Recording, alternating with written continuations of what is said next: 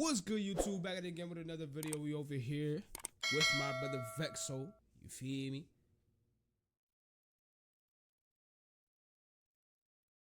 You not gonna say nothing? Oh, my fault. Year.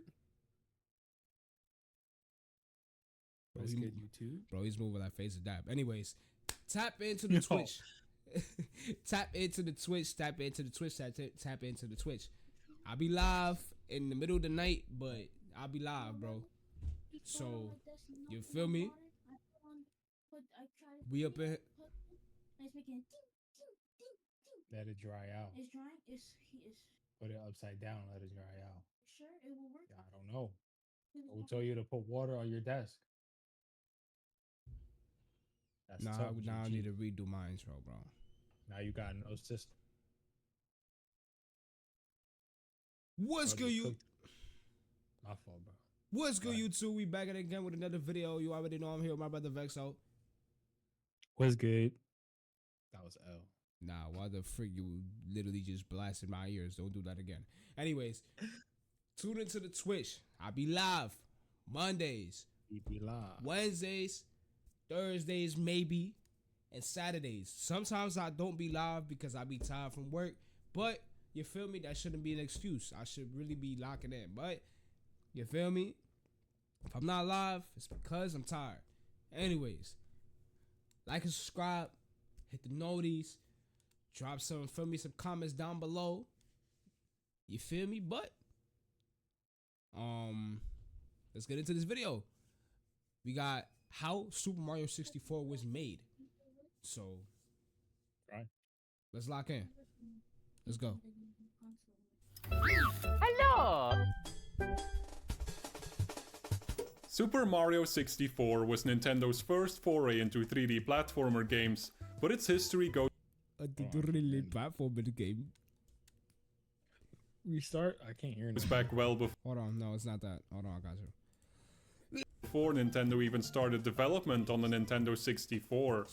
In 1990, Shigeru Miyamoto, one of Nintendo's most celebrated game designers, first came up with a 3D Mario design when he was working on Star Fox for the SNES. He said he always wanted to create a sort of Hell no! Yo! Our That box is nigga good, bro. miniature world, Crazy. like miniature trains, but the 2D graphics capabilities at the time were holding his ideas back. However, when he saw the 3D models in Star Fox for the first time, Miyamoto was instantly convinced there was great potential in 3D game design and would be able to execute his vision for a miniature Mario world. For years, Miyamoto tried creating a fully functional 3D Mario game on the SNES, but despite the advanced Super Effects chip that made 3D models possible, the technology was still holding him back. This was mostly because of the SNES controller, which made it difficult to navigate a three-dimensional world with the lack of a thumbstick and limited amount of buttons. Therefore, when Nintendo started development on the Nintendo 64, Miyamoto made sure to incorporate these functions in the new controller, so he would be able to design Super Mario 64 just the way he envisioned. While Miyamoto had the idea for a 3D Mario game years before development on Mario 64 began, there are claims that the game was inspired by a 3D Yoshi prototype. Back when Nintendo was developing Star Fox, they received outside help from a UK-based development studio called Argonaut Software. Their talented team helped Nintendo with producing 3D graphics, and even co-invented the Super Effects chip for the Super Nintendo. According to Argonaut founder Jeremy Elliott, he and his team pitched a whole new title that would star Yoshi in his very own video game. Something that Nah, that boy ugly, bro. Look at his arms. He looks so crazy. His arms look like three glizzy stacked together. could have been the world's first 3D platformer. Development. Nintendo, however, is very protective of its characters, so Argonaut's 3D Yoshi game never went past the prototype stage.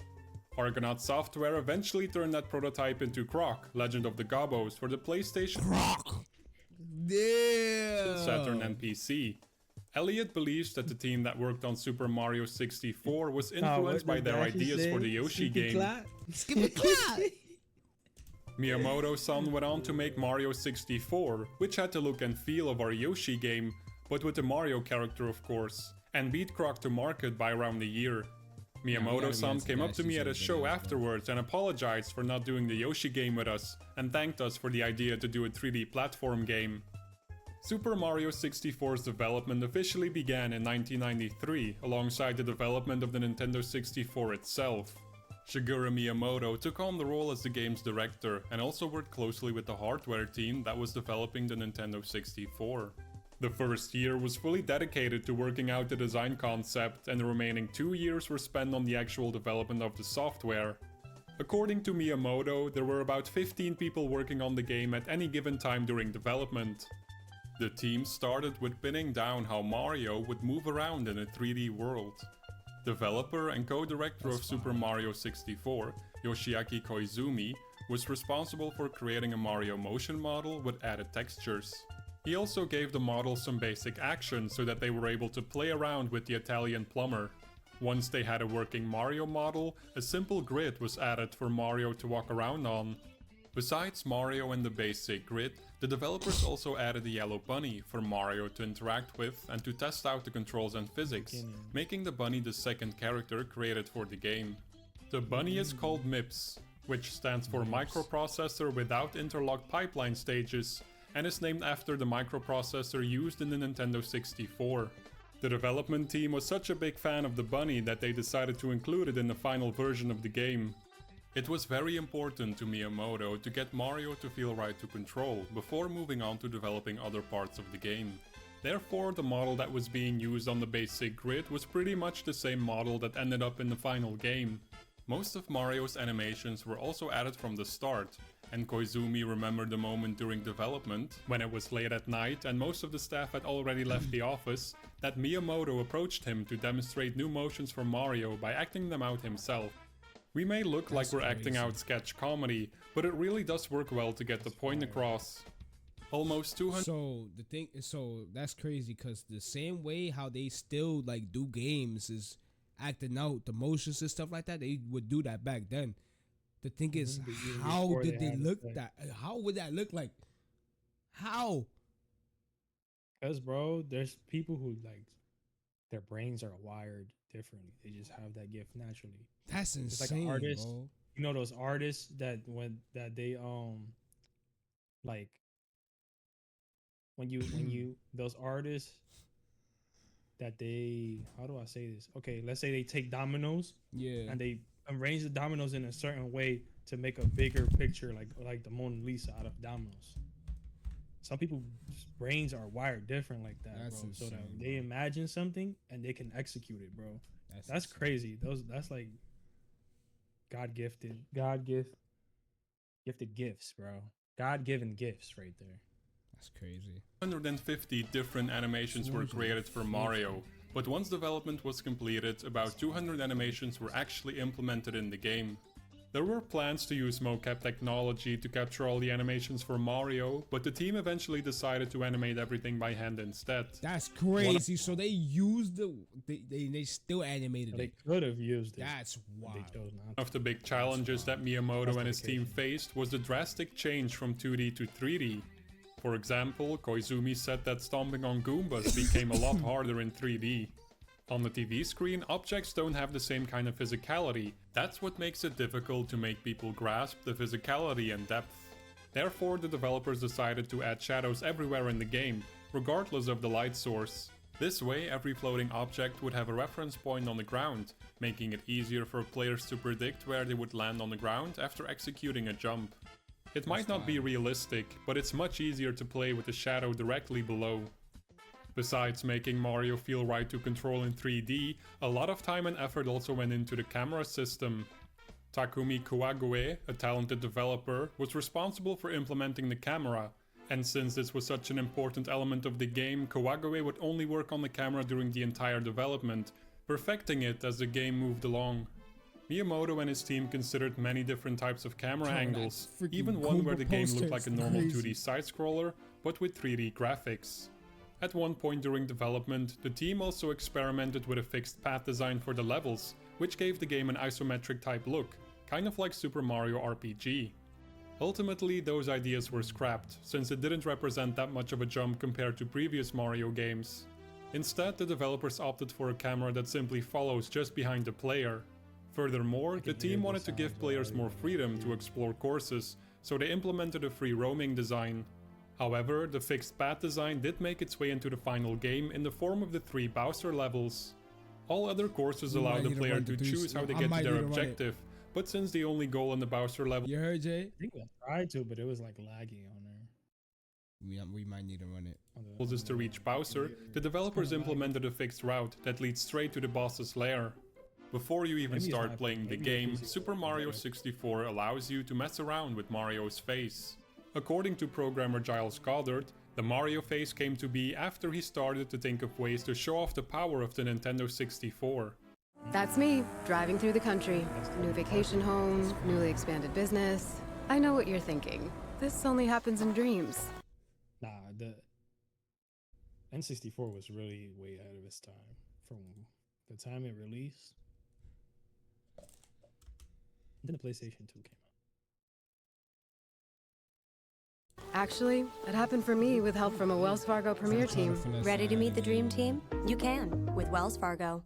Do you really want to spend the rest of your life watching ads? Guys, just download Pi. It's a free Google Chrome extension and it basically One of the things that made the Nintendo 64 so impressive at the time was real-time vertex calculations, 1996. which made it possible to move around individual points on a 3D model and morph it, so to speak.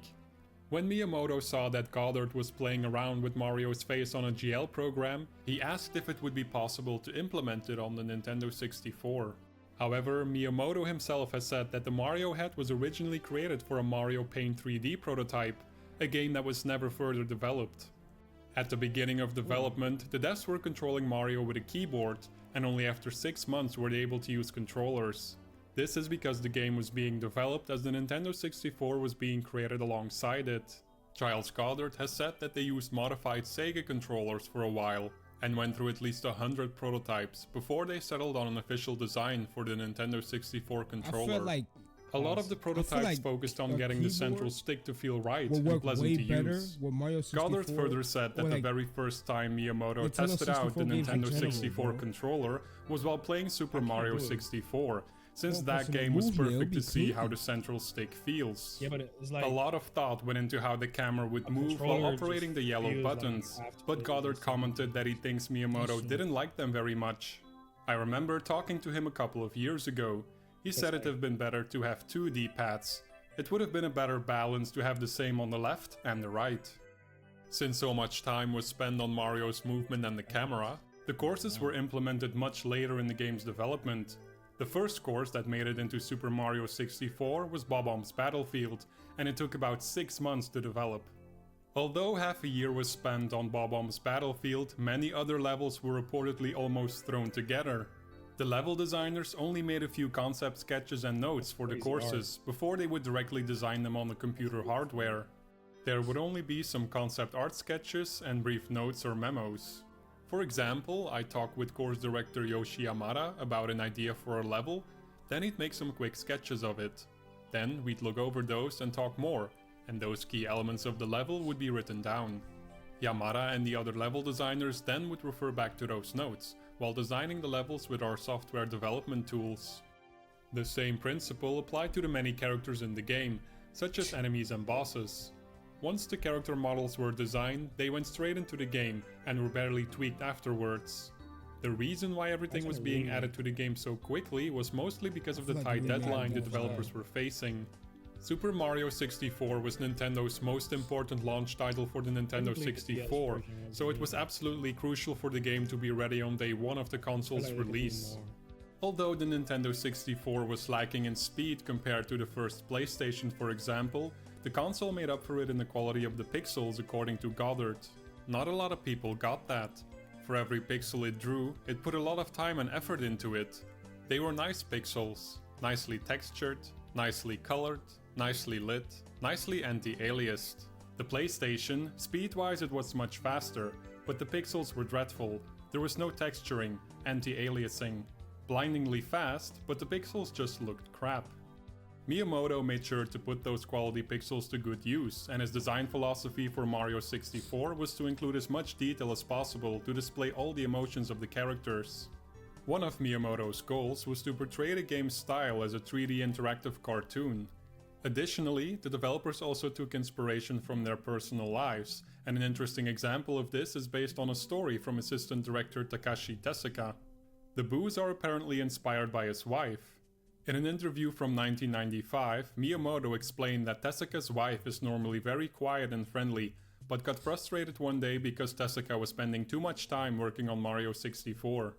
This sparked an idea in Tezuka for creating the boos. His idea was to shrink the boos when Mario is looking at them, but once Mario turns his back, the boos grow larger and start to follow Mario, to attack him. When asked in the interview if his wife knows about this, Tezuka laughed and said that she does. While Yoshi can be found in the game, he was originally going to have a bigger role, and there were ideas for Mario being able to ride on Yoshi's back, as was possible in previous games. Unfortunately, the developers weren't able to find a satisfying way to incorporate Yoshi in time for the game's release. Since they didn't want to waste a model they created, Yoshi was put on top of the castle as an Easter egg. Mario's brother Luigi was also set to make an appearance in a split-screen co-op mode that never made it into the game. The co-op mode, along with Luigi, were cut from the game because the developers couldn't find a way to make them more fun to play, as well as for the fact that the Nintendo 64 was only bundled with one controller. Like a relentless No, weed, they have to do moderate to another severe remake, ulcerative bro. colitis symptoms can keep coming. That would have been crazy With for co-op? sure. The game's music was composed by Koji Kondo, who not only made new interpretations of melodies from previous games, but also made completely new soundtracks. Kondo was very meticulous about the music and spent a lot of time on trying to make a soundtrack Yeah, that the would soundtracks change was depending on tough. where the player was and what the player was doing. Crazy. Mario's first outing on the Nintendo 64 was also one of the first times that voice actor Charles Martinet lent his voice to the plumber. Princess Peach was voiced by Leslie Swan, then senior editor of Nintendo Power, who was also responsible for writing all the English text in the game. Between November 22nd and November 24th in 1995, Nintendo held its then annual trade show called Nintendo Space World, where the Nintendo 64 made its first public appearance, and back then the console's name was revealed as the Ultra 64. To further highlight its reveal, Nintendo also provided a playable build of Super Mario 64 on the show floor, Cartridge where anybody extendo was able to cartridge, test bruh. out the game. Yo. On day one of the public event, Nintendo also filed a patent even for the get Ultra these 64, and it included 6 black and white images of the castle and its surrounding area.